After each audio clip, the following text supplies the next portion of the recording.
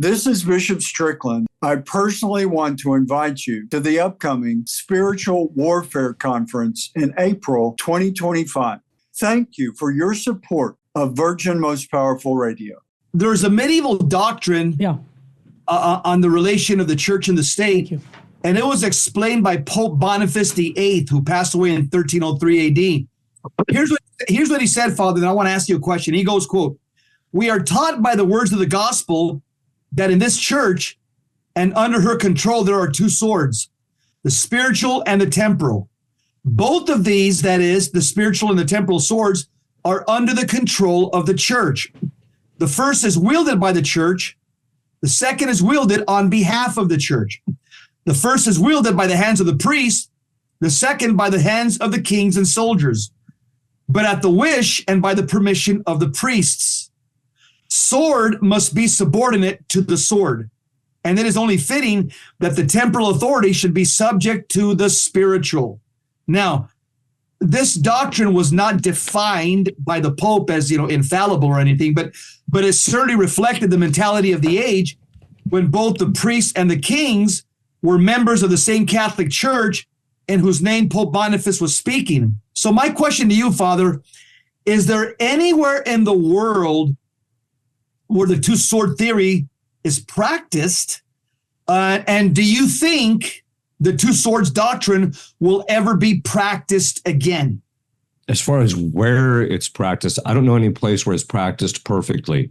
There was in Liechtenstein a Catholic prince, and he's still there, but they've been under tremendous pressure by the EU in certain respects. So I'm not sure how well that's all going, but he was a Catholic prince actually, and it's a fantastic little country. So that it was still considered a Catholic country, if I remember correctly. So to kind of fill in that just a little bit. So by the time you get to Leo the 13th in the document Libertas Praestantissimum actually condemns the concept of separation of church and state.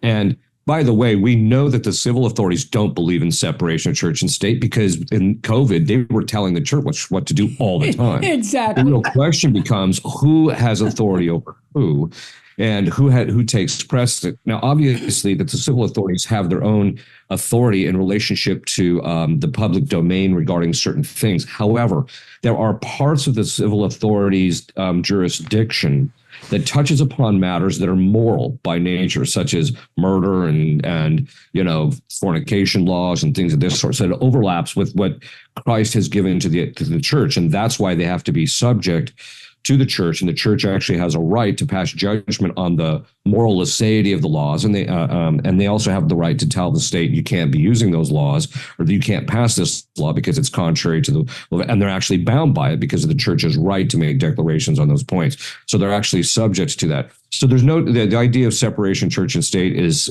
something that was actually promoted by the Freemasons. It has absolutely no basis either in reason or in because eventually you see this in other countries. The minute the state, and this, I actually wrote an article, it's just called Ascendancy. And basically this was years ago. This was like 15, 20 years ago. But basically in the article, I said, look, the minute the state starts saying there's separation of church and state, and then I'll answer the rest of your other question. When the minute the state starts saying there's separation of church and state, the state has already based it themselves above the church, telling the church what is going to be their relationship. So they've already taken control over the situation. So as St. Thomas says, there's actually a principle. It's an intellectual. When there's two beings in the same category of being, and one is different from another, de facto, one is above the other. And so the fact that they have overlapping jurisdictions in certain respects, that means that one of them has to be over the other. So either the church is going to be over it or the state is just going to assert itself over the church. And this is what we've seen historically every time there's, we saw this with Henry VIII. We saw it even with the Protestant Revolution. It was really the civil authorities that were pushing this thing in order to gain the assets and wealth of the ecclesiastical institutions and things of this sort. So that all being said, there's no such thing as separation of church and state in the end, in the final analysis. And so in the end, the church has always recognized that, and that's why the church has condemned the idea of separation of church and state. And that's also why the church has said, no, the church actually has, because Christ said, go and teach all nations. That means that the apostles and their successors actually have authority over the totality of all nations, right? To teach, be able to teach all nations. And that's why they actually have the authority of it. And it's specifically spiritual and moral authority in relationship to them. It's true that the civil authorities have, obviously it's not the place of the church to tell the civil authorities, hey, you can only tell people to park here or there, but they do have the right to tell them, no, this law is immoral, or this one is bad, or this is contrary to the common good, etc. And then they would have an obligation to actually comply.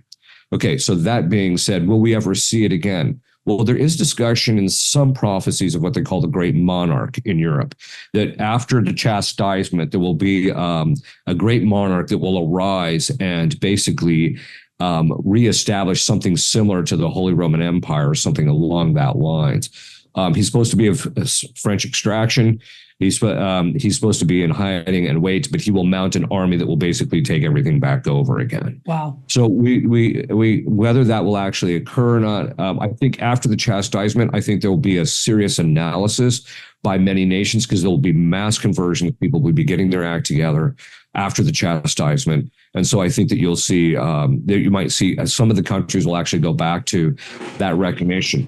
The other part of it is Leo the 13th, and I think even Pius X says it as well. Pius the 11th might say it too, but that states actually have an obligation to be confessionally Catholic. Mm-hmm. So if you look at what the church's tradition actually is on this, it means it's not just that the state won't establish any religion like we see in our Constitution. No, they have an obligation to be Catholic, specifically because Christ established the Catholic Church, and their obedience isn't just to the natural law, but part of the natural law is that God is to be obeyed, and Christ basically set the church up and said that we had that he who hears you hears me, and so therefore even the states have an obligation to be Catholic and to submit to the Catholic Church. But most bishops would categorically reject that today, but that doesn't change the fact that that's not what the church's teaching ultimately is. Well said. Why don't you really tell me what you think, Father? Perfect. Well, I'm just telling you what the church says. No, I tell you, you're thinking with the church. You're thinking with the church. Here's a question that you explained a little bit earlier, or later, I should say in another interview, about St. Thomas Aquinas and his approach to being able to get involved in the process of elections. We have people today who say, look, we have an option here with, A or B. Basically, A or B is going to be the next president. A, I like a lot of these principles. He's done some good things for the unborn. He's given more freedom to religion than the other person. But they're not perfect. So how can I vote for that person? And I think there's many people are going to. I use the word quietism, where they just say, hey, you know what? I don't want to get involved. I'm just going to stay out of this politics thing. Why is that not a Catholic option? And what does St. Thomas have to say about that? Well, there's two components to it. The first is, and this will give us a chance, because we did discuss this a little in the past, but very briefly. I think it'd be good to go into it a little bit more. Yeah, please do. Yeah, so the church has said over and over again for, literally hundreds of years, that if you live in a democracy as a part of what's called this distributive justice, which is, legal justice, it's part of legal justice. That is what the citizens owe to the common good.